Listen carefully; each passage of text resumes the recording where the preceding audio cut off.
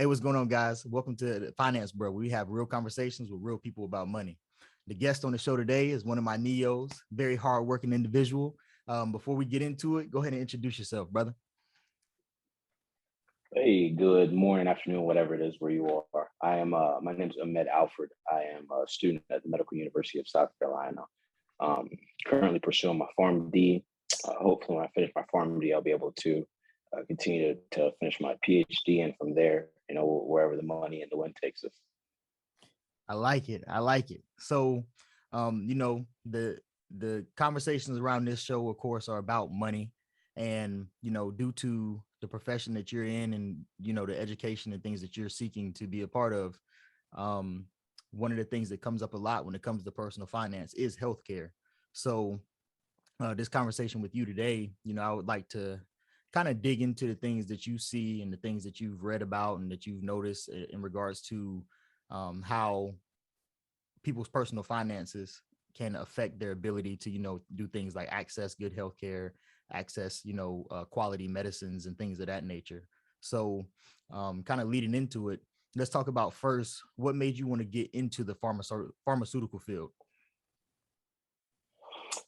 So sort of jumping in, I went to the Naval Academy and I was a chemistry major there, and they kind of had no opportunities for people like me to pursue doctorate degrees and become doctors after. And so once I left the academy, I went through, finished, and came to the medical university, applied my chemistry degree and my bio dual degree, and sort of started working to try to find a field that would be right for me.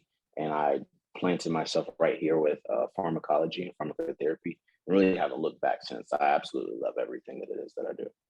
Oh man, that's great. I actually know nothing about any of that. My skill set was on the engineering side. But it's great that you were able to find that and push forward. And along with that, for those of you who are watching who do know AJ, is what we call him, AJ. For those of you that don't, he's actively creating things to try to create more programs and assistance for the community. So I think a lot of that is driven by the things that he is also seeing in regards to our ability to obtain, useful healthcare and whatnot. So the first question I kind of have for you is, do you see that the African American community underutilizes mental health treatment? And if so, what are the follow-on effects from that? Absolutely. So, sort of in regards to stigmas, there's just a negative attitude and beliefs that we as a whole, our community has towards mental health and healthcare in generally. In general, to really sum it up, but the most difficult aspect that we still are facing as far as mental health is concerned is that there's a generational divide. And so, a larger part of this generational divide that has the negative attitude towards healthcare are the ones that are beginning to find themselves in the older to geriatric uh, level health group. And so those are the ones that we know face the most uh, challenging mental disorders. If just to sort of sum it all up, Parkinson's, Alzheimer's, a lot of those purely psychological disorders that we face and things, depression, your body just starts to break down over time, and you're born with deficiencies. There's all kinds of things that can and do happen in the brain that we as a community just have not acknowledged and recognized medically for a long time. And so in looking at studies and things that have just come out, there was one study that showed that 63% of Black people believe that mental health condition is a sign of personal weakness. And so in fighting stigmas like this, it makes it so difficult for us to be able to get on board and start to move forward as a community to help better our own community. Wow, that's actually, I didn't know any of that. So that's actually great information. So along with that, right? Because I know, let's say for instance, like for guys like me who got out of the military, it's actually pretty difficult to know how to obtain, let's say, mental health services, right? And for those of us who don't have health care, it can be even more difficult, right? Because they have to fork over the money to pay for these services. And there's a lot of people who are like, I already have enough money going to things. I can't afford to pay for this, even though it's something that they may need, they may need drastically. They may not also be able to afford to get those services. do you know if there's any services out here that will kind of help people who can't really afford to pay for these services on their own, or something that can, support them with getting that support without breaking the pockets? Absolutely. I think it's one of the biggest things that, a lot of people don't take into consideration is that I think in 2018, upwards of 12% of the entire Black adult population in the US had no form of health insurance at all. And so if you have health insurance, you kind of understand the amount of copays and coverages and the actual cost of care versus what you're made to pay if you have insurance. If you don't have great insurance, unfortunately, healthcare is a results-based organization, and so the better results you have, the more people are going to look towards you and utilize your products, the more you can charge. And it's democracy at its finest, but it makes it difficult to really ensure a fair and equal balance of healthcare options for everybody. When you include that socioeconomic factor into treatment options, those take away from the options that we have for Black people. Top line, first class type treatments, the best types of treatments, vaccinations, medicines that we have are expensive, and they're going to continue to rise in price. And so health insurance and those options help lower the out-of-pocket costs for people. Mm-hmm. But unfortunately, without great health insurance, or even with health insurance, sometimes those prices are still really high. And so I think as a medical provider, and a lot of things that medical providers should be doing is educating ourselves on the options that patients can have, um, in regards to bridging that disparity of health and cost. A lot of things that people are sort of moving towards these days are copay cards for prescriptions and things like that, GoodRx. But we're seeing more and more pharmacies start to not take GoodRx and those online copay cards, just because they lose money when they try to help people out, because the insurances and everybody else that gives them the money and the prescriptions aren't going to reimburse them for it. And so I'm really disincentivized as a healthcare provider to offer better solutions to patients, because I'm not going to get rewarded for it. I'm not going to get reimbursed at all. So it's almost like I'm paying for the direct care of my patients. And so Mm. some people don't mind, taking a hit in certain aspects, but overall, as a business model, it's not the best to be able to say, I'm paying for my patient's care and I'm, getting nothing out of it. And so examples of the things that we have to sort of help this are foundations, government funding, free clinics. There's just so many options that people don't know about that we have Mm-hmm. in the community, that people should know more about. I think the greatest example of a tool that not very many people utilize is the FQHC. And FQHC is a federally qualified health center. And so essentially, they qualify for funding under Section 330 of the Public Health Services Act, which is, legislature on putting money aside for people to get healthcare that cannot afford it. To qualify as an FQHC, all you have to do is make sure that you are serving an underserved or underprivileged area or population. And so if you can prove that you're serving people, homeless people, Black people, um, the Hispanic populations that come as migrant workers from other countries, all of these examples of underserved populations are the prime groups that do not have health insurance or do not have high quality healthcare, and are not provided the opportunities for high quality care because of that disparity. And so they basically take all of this money from Congress, set it aside, and reimburse those health centers and medical providers that otherwise would be taking a hit to provide high quality care. And so there's FQHCs all across the nation. Um, One FQHC that we have here in Charleston is FEDER Healthcare Network. All you have to do is really Google FQHC near me, and they will almost undoubtedly have some sort of health center in your area that you may or may not know about, that has options that you may or may not have known about before looking into it. And just knowing what to look and where to look makes the difference. A lot of times, Mhm. they provide comprehensive health services, screening, tests, dental services, everything that you may need are provided in so many different places. Um, but people don't know about it. And even these FQHCs, the pharmacies have 340B funding, and so that's another government mandated, fund that they put aside, and they make these drug manufacturers and everybody that's involved in the pharmaceutical process cut their prices, cut the rates, cut everything down so that we can get it at a cheap price, so that we can give it to you at a cheap price. And so that's been the most influential thing that I've seen used in practice as a pharmacist.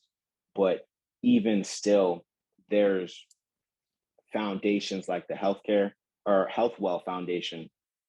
I own personally a 501c3, a nonprofit charity that we sort of take funds and accumulate them and help patients in the Charleston area sort of provide access to their medications, their copays, help pay for a lot of those expenses that they incur in the Medicare medical care process.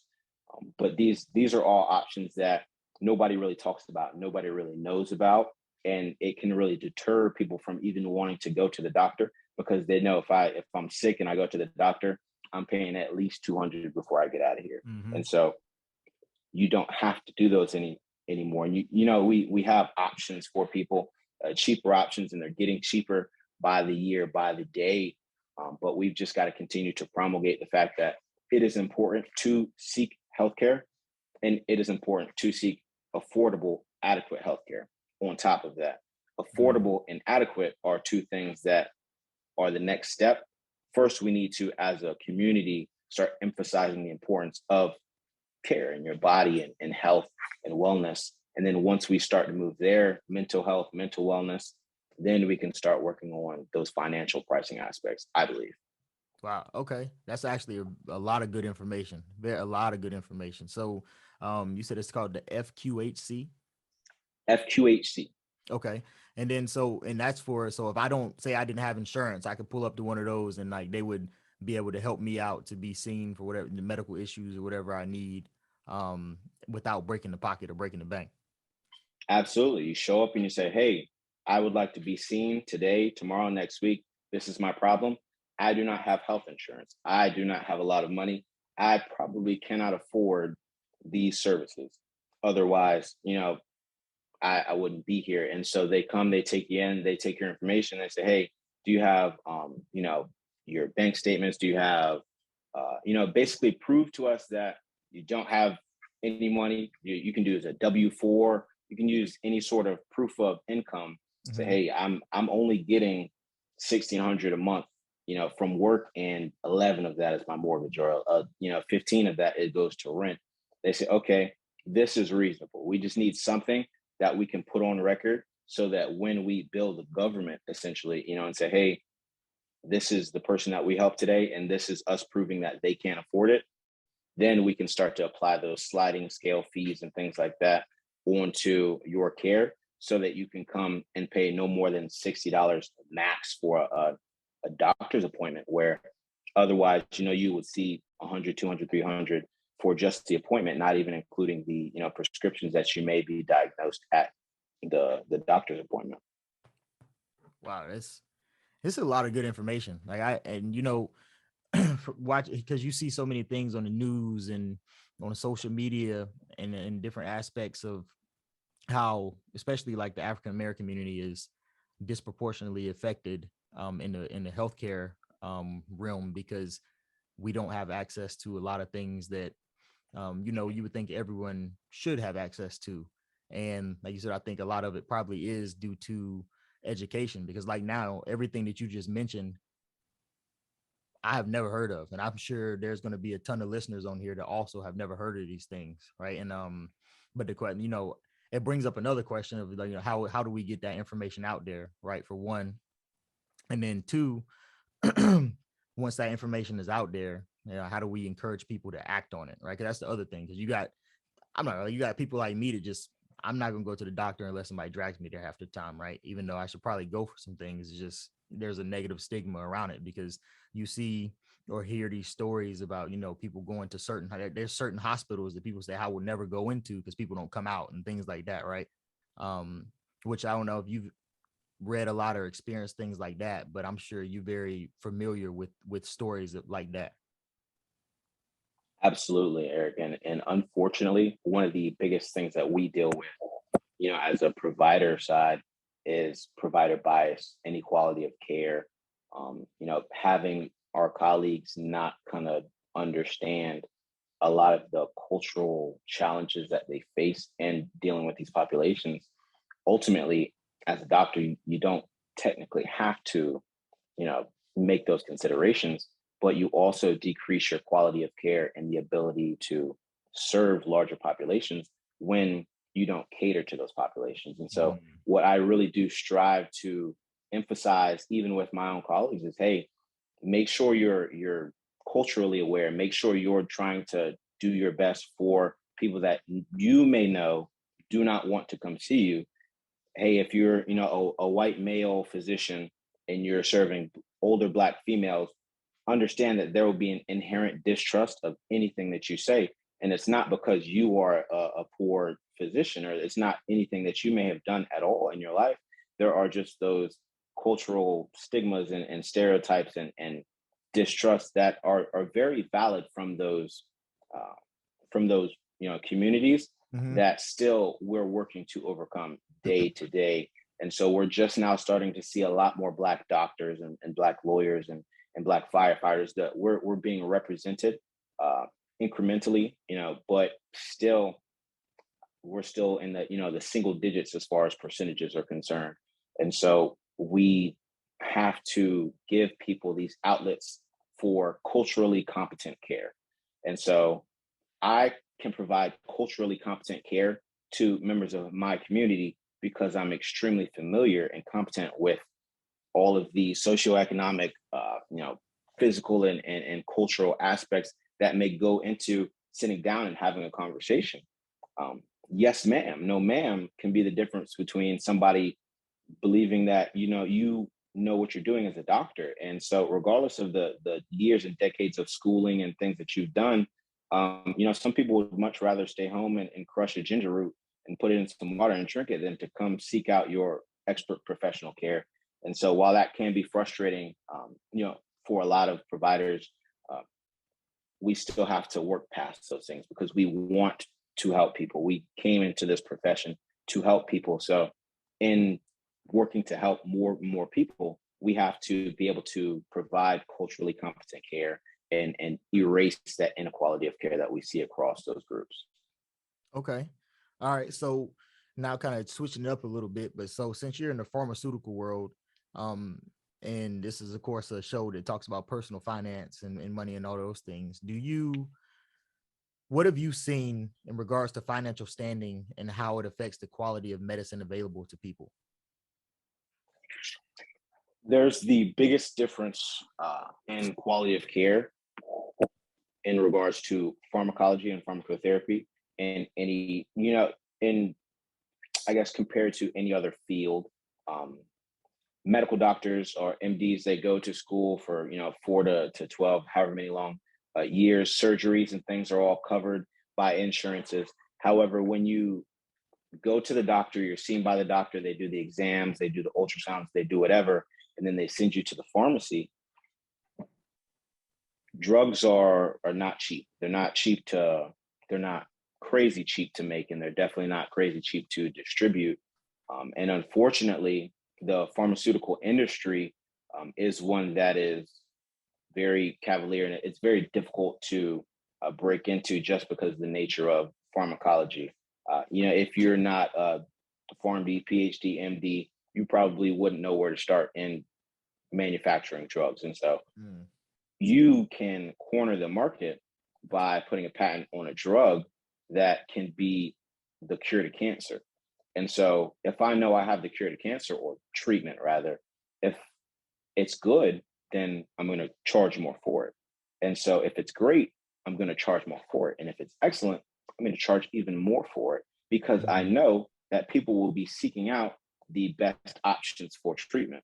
And so whereas supply and demand have those options, if I know my drug that I created isn't as good as those, I can charge a little bit less for it and still make some money. But I know ultimately people will continue to get sick. They will continue to get hypertension, high blood pressure. They will continue to get diabetes. They will continue to get cancer. And I can just make a kind of okay drug that's really cheap and people will still come and buy me. So even providers like Tiva of the worst generic drugs and atenolol, all these terrible, outdated drugs that we as providers sort of move away from because we know all of the negative risk associated with bad drugs. Sometimes there's no other options. And so that's the most difficult aspect as a doctor or as a pharmacist or as a healthcare community as a whole. The better treatment options almost always will be the more expensive treatment options. And so when you have those health plans and the health insurance plans, they do their best to try to make those first line and better healthcare options available. But even still, within those formularies, you oftentimes see a bias towards, okay, if this is a little bit better, but it's $1,000 more expensive, we're doing the second best thing, just as a cost benefit analysis that they do. And so too often we start to see that nickel and dime game pull lesser and lesser and lesser for larger companies that want to continue to make more money. Aetna, for example, only made $8 billion in profit last year, and so they started seeking out ways to start cutting corners and declining access to high quality healthcare for their constituents, which is, it may seem unethical, but unfortunately it's legal. And so I can say, hey, I don't feel like you should be getting this surgery. Why I don't feel like you should be getting this medication. I think that, as a business major sitting down in this room, it'd be best for you to get this medication. So we're going to cover that medication. And if you don't want this medication, if you want the better one, then you're going to have to pay for it yourself. And that's that. That's crazy. So basically, people who are in a lower tax bracket, if you will, are kind of funneled into getting the less than ideal drugs because that's what they can afford. Right. And even within those tax brackets, they have health plans for levels. That you can have bad insurance, good insurance, okay insurance, great insurance, even within the same insurance company. There's different plans that they offer. They say, okay, we'll probably cover some of the good drugs here for $50 a month. Or if your premium's $500 a month, you have access to all the great drugs. And so it seems almost counterintuitive to sit and say, this is what is real and this is what is fair. But unfortunately, there's no laws to say that anything has to be fair in our society. So we do our best to kind of find it somewhere in the middle. And so that's what I hope to do with a PharmD and a PhD, eventually move into the industry and try to work as far as, cutting prices, figuring out how we can still have a translational approach to the drug discovery process and then distribution of these drugs at, fractions of the cost and increase quality of care while decreasing cost of care to find some sort of reasonable intermediate. Okay, that's so with that, right? So does the FQHC, that's a solution? So when people use that, are they getting better drugs through that, or better, I say, medications through that, or is it still like, because hey, this is a government funded like kind of thing, we're going to give you kind of the stuff that we want to pay for, and you're not going to get like the top line stuff still? So if you go through an FQHC, if they have a pharmacy attached to the health center, most likely they will have access to 340B funding. And so what that does is it will go to the people that make the drug and say, hey, we're going to give you money to offer your drugs to people at a lower price. And so all of the drugs that are offered are at a much lower price. When I have to pay less for a drug as a pharmacist, I can offer that drug to a patient for a much lower price, right? Because if I have my standard 15% markup and I bought this drug for $1,000, I'm going to have to charge the patient $1,150, and then their insurance will maybe pay $600 towards it. And so if insurance says, hey, I'm only paying $600 for this drug, then that means the patient's got $550 left on their copay, which is absolutely ridiculous. Yes. And so with FQHCs and 340B funding for those pharmacies, they say, hey, I'm going to take this and give this drug to you for $400. And they're getting their extra $600 from the government on the back end. But when they give it to me for $400, I can bill the insurance, say, hey, I'm giving this medication to the patient. The insurance says we're only paying $600 for this drug. Boom, I'm making a profit of $200 as a pharmacy. Now the patient gets the medication for free or pennies on the dime, whatever the copay that the insurance plan has set. Mm-hmm. If you pay $3 for that medication, me as a pharmacy, I've made $203. Mm-hmm. The insurance has paid. Patient gets their medication for $3, whereas they would have had to pay $500 for it. Everybody's happy. Now, as an FQHC in a pharmacy, I can take that extra $200 that I made and reinvest it back into my center and other places to where you said you didn't have healthcare to come in to pay for this doctor's visit.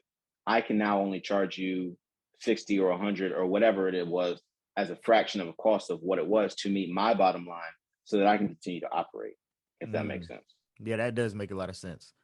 So, all right, that's great. So then jumping into another thing, right? So, I know we talked about like therapy and we kind of started talking about mental health. So I kind of want to ask, what are some ways that people can find solutions to help supplement the services such as therapy that they may deem too expensive?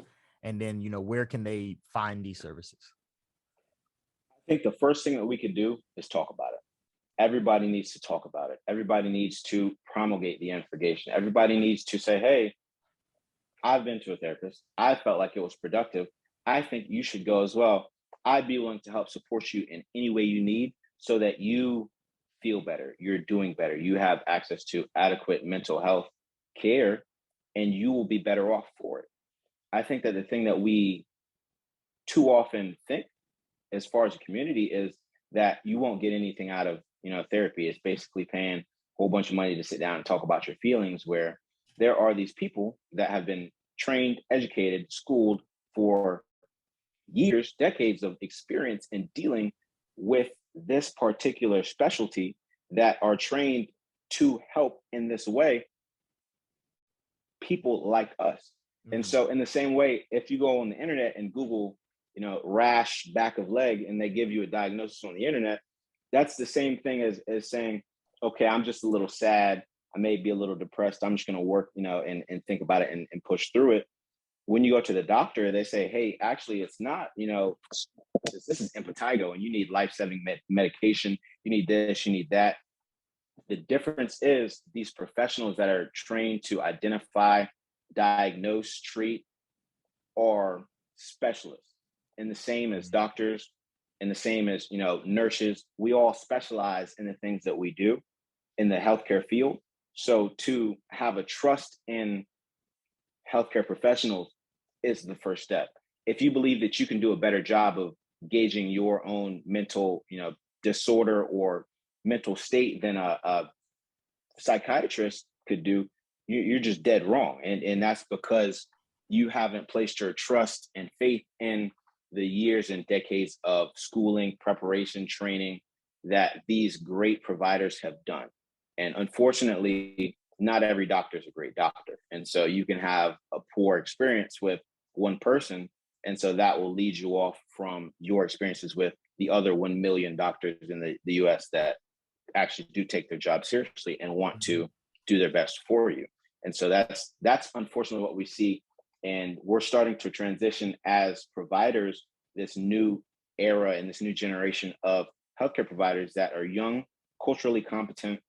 They have a desire and a passion for care, and they want to help people. And they understand, hey, it's not okay to just say, tough it out.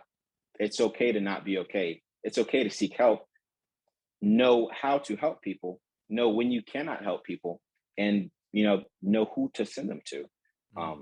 There's the Black mental health resources in the US are countless. there are so many Hmm.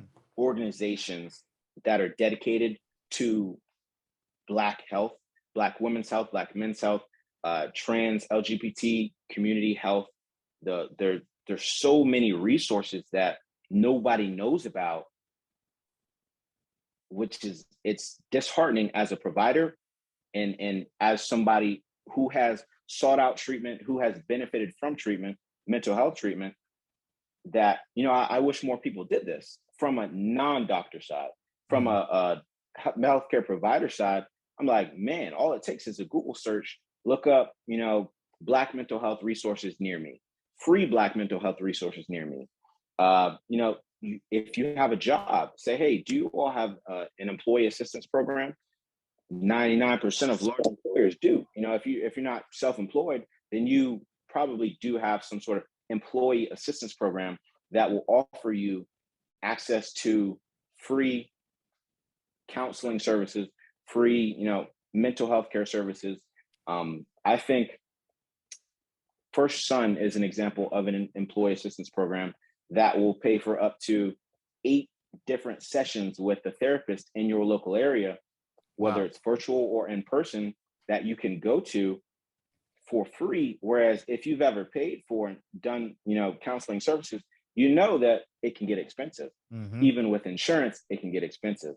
I paid almost $100 to $150 per session when I went in and did my own therapy. And I wish that I could have utilized these, resources. I wish I would have known about these resources before going into it. And that's an EAP, employee assistance program, that a lot of large employers have. You just got to know who to ask. You got to know where to go. If you go to human resources, say, hey, is there an employee assistance program that we have, as a company? Say, yes, this is their information. Call them, give them your information, tell them what you need. They'll hit you back and say, hey, yes, we have a Black female, psychologist that works in Charleston that you can go see. If you want somebody else, somebody different, please let us know. We can accommodate that. We want to help you. And so, as a Black man, I felt the most comfortable with a Black female psychologist. I didn't know where to seek out a good Black female psychologist Hmm. until I went and did the research. And so, in the US, we've got Black Emotional and Mental Health Collective, Black Men Heal, Black Mental Health Alliance, Black Mental Wellness, Black Women's Health Imperative, Boris Lawrence Henson Foundation, Brother, You're on My Mind, Ebony's Mental Health Resources, Hurdle, Melanin and Mental Health, Ourselves Black. There's so many foundations, there's so many options, opportunities that we have, that you may have heard of one or two of the ones that I've just said, but nobody knows about, nobody understands, nobody has ever talked about it before. And so you wouldn't know where to start. You wouldn't even know to go and ask your job, can you guys pay for my therapy? Yeah. A lot of employers do, and they, I wouldn't want to tell you that, because as an employer, that's just going to cost more for me. But I legally have to have these things set in place. Unemployment insurance, all of these things were mandated by the government to have those options for you.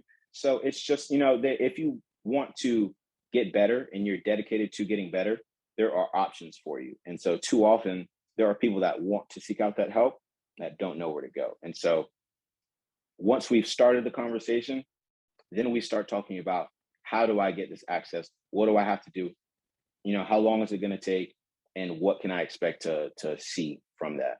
It doesn't take very long. I think with EAPs, you can be scheduled within the same week. They've got hotlines that you can call if you need immediate counseling. You can, schedule them ahead of time to work with your work schedule on the weekends. There's so many options and cheap options that you have access to, Hmm. that nobody knows about, nobody talks about, that make them underutilized. And so, unfortunately, when they're underutilized, they don't receive funding, they don't sort of serve their purpose, then they have to disband over a long period of time, because nobody's coming to get Black health, mental health care. And that's the only point of my organization. And so, we're almost disincentivized as a Black mental health organization to, not start pushing the agenda. And when you see people start to push the agenda, there's either a pushback or there's a total acceptance. And rarely will you find people that are kind of on the fence. But if you are on the fence, this is the call. This is the point that should be, turning your eyes and ears to, yes, in the same way that your brain is an organ in the body. If my heart started to not work right today, I'm going to go to a cardiologist to make sure that my heart is better, because I have a desire to live a good, a high quality life and a long life. Mental health is the same. Your brain is the same. Depression, not a lot of people know, is actually just a dysregulation or too much or not enough of one of the three main neuro transmitters in the brain: serotonin, dopamine, and norepinephrine. Generally, with most levels of sort of low level depression, you can see, okay, you don't have enough serotonin, or your body's getting rid of it too fast, or you've got too much dopamine, not enough dopamine. Things are happening in your life that if we pair these medications that are selective serotonin reuptake inhibitors, which keep the serotonin from getting broken down in your body, and counseling that helps you figure out ways to naturally produce more serotonin in your daily life, because it can be very psychosomatic. These things all help to balance your body and treat the underlying causes of the depressions, the and other any other mental health issue that you could think about. There's professionals trained on these things that want to do their best, but we've got to know to seek out the professionals, the specialists, and sort of where to go from there. It's interesting that you said, you know, Googling Black health services, because as a guy that is always Googling things and researching things, that's back when I remember I spoke to you at one time about looking for different services and things. And that never even crossed my mind. And I think it wasn't necessary because I didn't want it. Like I would love to have access to those things, but I guess we're so used to seeing that we don't have the support that we don't look at what's available and if it's there, because in my mind it didn't exist, right? Because I had never heard anyone speak about it, which is I definitely want to get this message out more, and I'm glad you're doing what you're doing, because this is huge. I mean, I know a lot of people right now that could instantly benefit from this information. Possibly meeting some people, being some of them, there's different programs and things that we may be able to utilize, that we may not have known about. Because for instance, like, with therapy, like my first therapy session was with an older white lady. Like, there's just no connection there. Like I didn't even feel comfortable speaking to her about certain things just because I know she wouldn't be able to relate, right? And there was it wasn't available. I didn't even see Black therapists around to be able to speak to. But knowing that these programs are out now, that's a game changer, because all you need to do, okay, cool, I can reach out and you can find one that works and do those things, and they can work with you financially. Because that's another thing is, me on my side with the helping people with their personal finances. This is one of the conversations that comes up a lot, especially when it comes to healthcare, because a lot of them like, hey, I can't afford insurance, or hey, I have the insurance that I got through my job, but it doesn't cover much. So I'm behind on my medications. I can't get this. I can't get seen. If I go to a doctor's visit, like you said, if I go, it's going to cost me at least $200. I can't do that. I physically can't. Now, of course, there's things, right? You have kind of two different scenarios when you get there, right? You have the people who just physically do not make enough money, which that's a whole other problem of its own, right? And then you have the people who could make enough money, but they don't have the correct financial habits in place to start to accommodate these other things that due to healthcare, right? But when you boil it all back down, I think what you said was spot on. Like, we just have to know that it's there and seek the information. And but I do think that the people need to start hearing this conversation more. Like, I mean, how many times I haven't sat in the household ever where we talked about you know uh things that are available for us health wise. Like, that's just not a conversation that's had. I mean, we as a community typically avoid talking about medical things anyways. But I think with what you're doing, I know you have like things, you post a lot of good information on Instagram on your pages. I see a lot. And I think that stuff is beneficial. And I definitely want to find a way to get that information out there more, because there's a lot of people who are super stressed right now because they can't afford it. Whether it's because, they just don't have good financial practices or they don't make enough money. But at the end of the day, kind of like you said earlier, everyone should have access to good health care, because that without that, you can't do anything. It's difficult to get yourself together and be able to focus on getting your finances together if your mental is jacked up, you know? And to your point, I think a lot of people want to know, what can I do right now? My finances are messed up. I don't have insurance. I can't do anything else. Self care is the lowest level of care that we have, and a lot of people don't know how to perform self care, and especially within the Black community, self care is very directed towards holistic medicine, whereas there are a lot of other approaches. And I will admit I'm biased because I'm a pharmacist, but I think that we should take a step back from the holistic medicine approach and say, hey, what are we doing to really acknowledge the things that are here, but nobody thinks to think about? Anticipatory grief. Mm. Nana is 97. What are we doing to accommodate, ourselves to understand when my grandmother gets to this age, when my father, my personal hero, my mentor gets to this age and they're not doing so well? I know that in the next 3 to 6 months or a year or 2 years, they could be taken away from me. And that could drastically affect my lifestyle and the things that we do. What am I doing right now to better prepare myself to be able to cope with this grief? Also, racial battle fatigue in America. It's extremely difficult to be a person of color working amongst your peers when you have so many things, working against you. We don't have to talk about that today, but Mm-hmm. what we can do is acknowledge that this is stress. That is stress. Racial battle fatigue is stress. A lot of people hear the word PTSD and think about war, but they Mm-hmm. don't understand that stress can be traumatic. It can cause trauma. It can make you not be able to otherwise function how you would have. So that's trauma. Stress causes trauma. And after you have trauma from that stress, you have to continue to work through life. And post traumatic stress is a disorder. PTSD is a mental health disorder. You can have PTSD from simply being a person of color in America, having to struggle with the daily struggles that you live with. And Mm-hmm. so, if you're not seeking out care for PTSD, it can drastically affect your care and your quality of life and the things that you're able to do. Nobody takes a second to sit back and think, there's a lot of different types of psychological issues and things that could be taken away from my overall capacity that I don't even know about. I could be, I have 2 children and, I struggle to make ends meet. That's stress. That's traumatic stress. Do I need to Mm-hmm. seek out, mental health for financial problems? Absolutely. There's directories, there's so many people that are willing and able to help in any way, shape, or form. All you have to do is reach out and start the conversation and say, hey, I've just got a lot on my mind and heart. I'm working hard. I'm doing all these things. I need help. Even if you don't need help, I would benefit from help. If I see you carrying a 100-pound dumbbell across the beach, okay, you can probably get it to the other side, but wouldn't it be easier if I helped you? Mm-hmm. Wouldn't it be easier if we got some people to come help you carry this burden to get to where you want to go?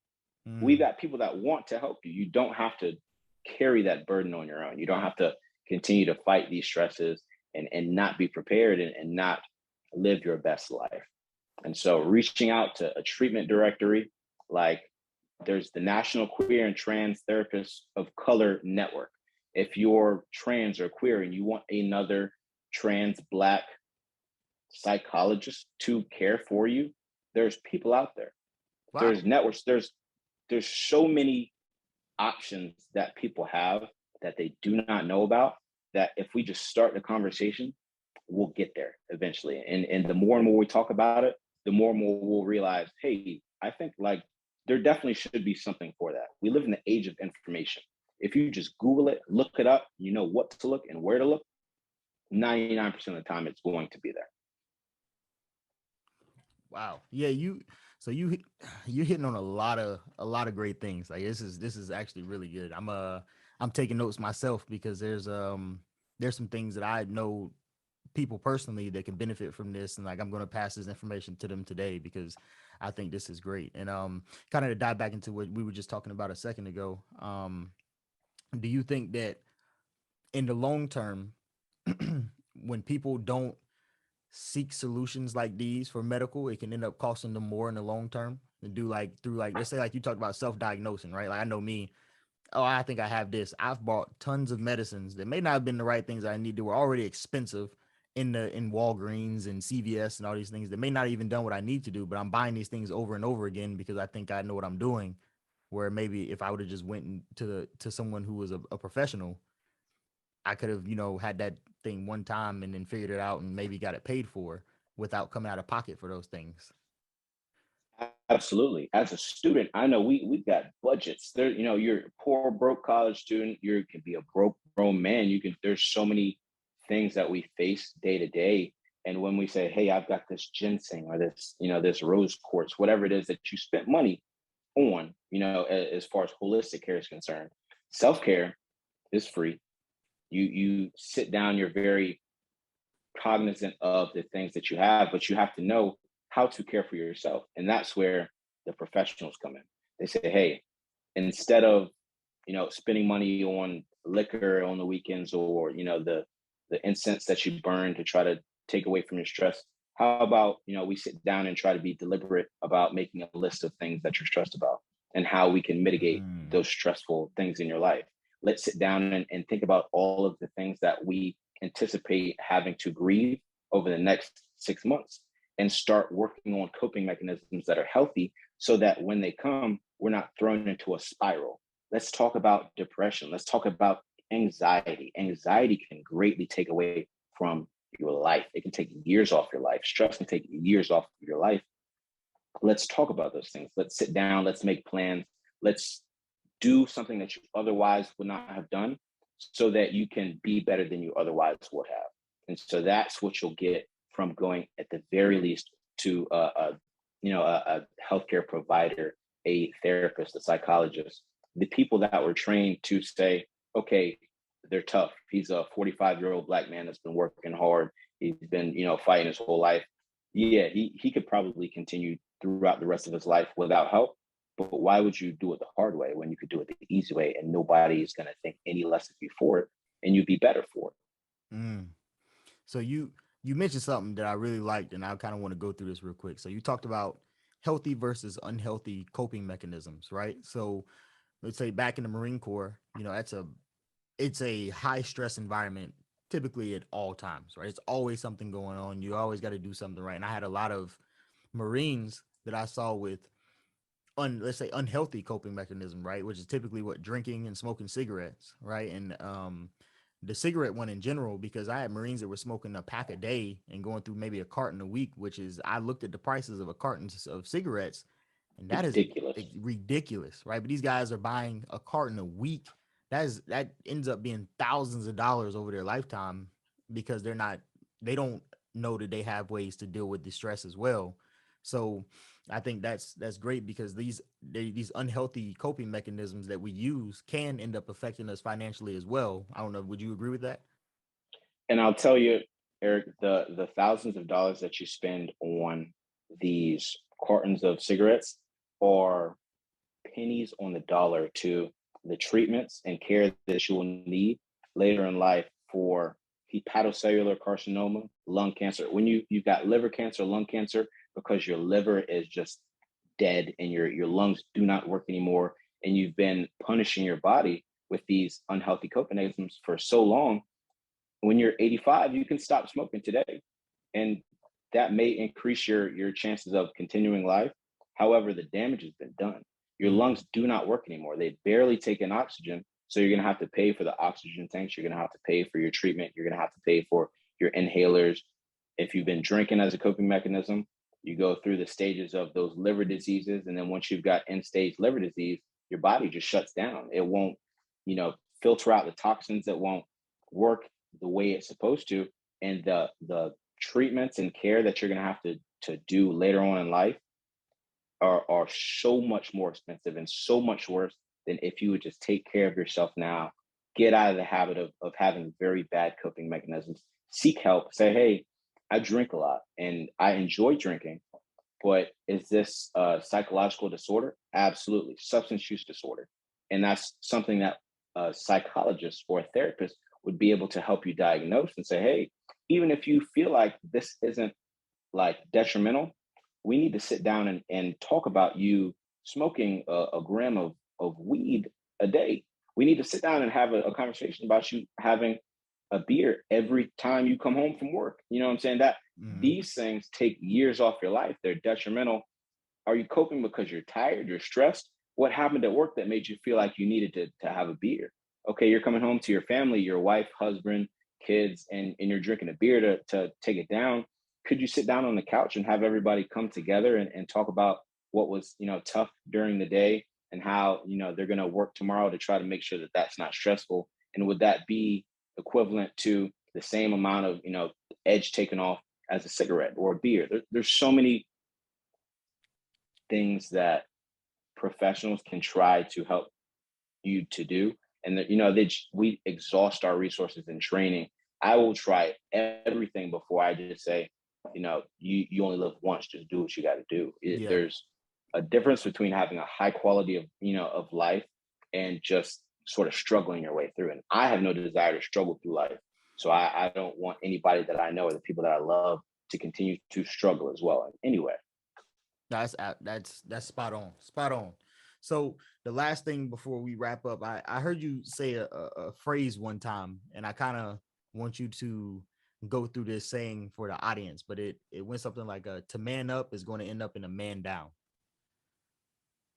Absolutely. So the stigmas that we face and the expectations that we have, and I'll harp on Black men here today, to just be tough, to be resilient and to be stubborn, are three different things. You can be tough, but you can be ineffective. You can be resilient, but you cannot be effective. You can be stubborn and just be you can live a detrimental lifestyle. And Mm-hmm. so when we have these coping mechanisms, when we have these attitudes, that everything that goes into what is socioeconomic, me refusing care or help right now because of anybody or anything that I may feel is negative is stupid. To feel like I need to just man up and say, hey, no, I don't want to spend, this money on antidepressants, or I don't want to, spend this money on a therapist. What if I tell my friends, my homies, that I'm going to therapy? What are they going to think of me? That cannot be a thing anymore. We have to eliminate that within our friend groups, within our circles. And if you do truly love these people, you have to make sure that you communicate, hey, I am an advocate, I'm an ally, I am on your side, I want what's best for you. Eric, if you feel like you cannot come to me with anything in the world about your stress, your health, whatever it is, then I am a terrible friend, and I've done Yeah. you a disservice by making you think that you cannot communicate anything to me. You can come to me and say, hey, I thought about killing myself today, and the first thing I will do is cancel everything else I've done or plan to do for the rest of the day, and communicate to anybody that was waiting on me. I will be unavailable for the next at least 2 hours, right? Because Mm-hmm. I am trying to be a good friend, and I'm going to do what I need to for the people that I love and that I say that I care about. And so if you were to feel uncomfortable coming to me and saying, I thought about killing myself, or I don't want to be here anymore, or I feel really sad, and, you can say, I feel sad. It's okay to not be okay. And too often, especially within the Black male community, we have this stigma that just it's tough to get past. and Mm-hmm. and to man up, essentially what we need to do is say, hey, I know it's taboo and it's against the status quo for me to say I've gone to therapy. Me myself as a Black man, I would consider myself rather manly. I've been to therapy, I've utilized antidepressants, I have gone and sought out help for the challenges in my life that I felt like I could have gotten help with, and I was so much better for it. Now Mm-hmm. I'm at the point where I'm making a lot more money than I otherwise. I'm pursuing options that I otherwise would not have had. Two terminal doctor programs, and living in my own house, purchasing real estate. I have a great quality of life that I otherwise would not have had I not equipped myself with the best tools to live my life a long time ago. And so that is something that we have to realize. If I'm not putting in the investment in myself now, I can't ever hope to reap the benefits of that investment later. And we've got to continue to invest in not only ourselves, but the people that we say we love, our friends, our family. Yep, yep. And I talk about this a lot, and I spoke about it in my book and other things. Surrounding yourself with the right people, right? And I have this conversation with people all the time because I truly believe there's a difference between, hey, these are people you may have known and grow up with, and these are the people that are good for you, right? Because they don't always necessarily intertwine. Just because you've known someone for a long time doesn't mean that they're good for you. Um, but a lot of times, especially like you said, us as black men, I've been guilty. I had the worst time with asking people for help, right? Until I hit rock bottom and needed help, and I had to figure out that, hey, I can't do it all alone. I think that's one of the things that it's an unfortunate burden that's kind of placed on us as black men, is we feel like we have to do everything alone and we don't have support. Because when we do ask for help, we see ourselves as weak, right? And whether that be with our finances, it be with our mental health, regular health, no matter with a job, it doesn't matter what it is, but I think that creates a whole different realm of difficulty for us. But I think that's a huge point. Like I definitely we might have to make something with the name of this episode with that. To man up is going to end up in a man down, because I think that's truly important for us, because I'm sure you have, like, I've seen a lot of good men have bad things happen to them because they continually tried to man up, and it caused issues, whether it be they took their own lives, or maybe something less drastic but still not as good, whether that ended their family, a relationship, whether they got a divorce, or their kids don't want anything to do with them, or maybe it fell out with their family. It has all these follow-on effects that their jobs, they may get fired, or they may not get promoted the way they wanted to. There's just so many follow-on effects that can affect you financially and mentally, that we have to hit on. So that's all of that is that's great. Um, so before we conclude, I know you've mentioned a few things that you're doing on the personal side as far as business goes, and I'd love for you to kind of put that information in there, because I think that you can be a great source of information for people who want more information about these programs and things that they may not necessarily know about, or they may not know anyone else that they would feel comfortable speaking to about it and asking about it, right? Because that's the thing too, like everyone you ask, unfortunately, isn't going to provide you the information that you need, because some people do have a motive at the end of the day. So having someone like you who's in this field, who actually wants to help people, is going to be huge. And I think there may be a lot of people who end up watching this show who may want to reach out and ask you about these programs or things that you're doing in your businesses and your companies, and how they could possibly help them. So please take this time and share whatever you need to share, because I think people need it. Absolutely. And I think it's a two-sided coin. From, a patient perspective, if it's somebody that you know or you love, reach out. You can reach out to me personally. My phone number and information I'll give to you to sort of put under the show notes. Um, you can reach out to me personally. I don't care who you are, what it is. If you need help with something, I will be there for you, because I am somebody that's dedicated my life and my profession to care, and not just care for people that I like, care for everybody. And that's what, as providers, as medical providers, as doctors, nurses, whatever it is, we need to do as well. And if you are a medical provider, you need to be seeking out these resources, and you need to be going out of your way to make sure that your patients and the people that you want to help and the people that you care for know, what is available for them. So Core Consult RX is the plug I'll give today. That's our pharmacology and pharmacotherapy, evidence-based medicine podcast that me and some of my colleagues do to help increase awareness, education, and overall comfort with top of the line treatments. Just first line and basically overall pharmacotherapy for a lot of different disease states. We go over certain topics in healthcare. We just did a podcast not too long ago on pharmacoeconomics and what goes into pricing for insurance companies and pharmacies and things like that. And so there's so many good resources that you have. As you're a medical provider, utilize Core Consult. That's what I know, what I have, that we do excellent work and we're there. And if you're just a patient, somebody that needs help, Renegade RX is my personal 501c3.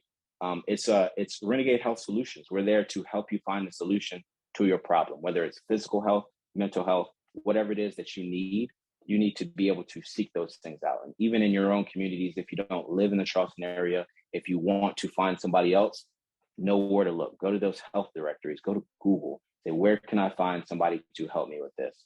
And then start from there. That's all I've got for you.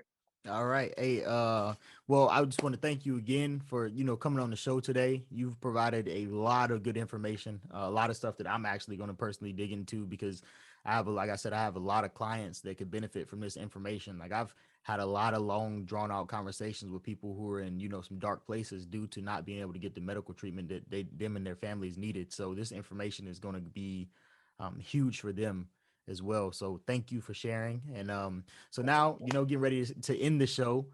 So, for those of you who made it through the show, I want to thank you again for listening to the Finance Bruh. Um, I want to ask that you subscribe to the Finance Bruh through whatever listening platform that you're using today, be it YouTube, Apple Music, whatever it may be. Please check it out. You can also purchase my book on Amazon. It's called The End of Smoker Mindset.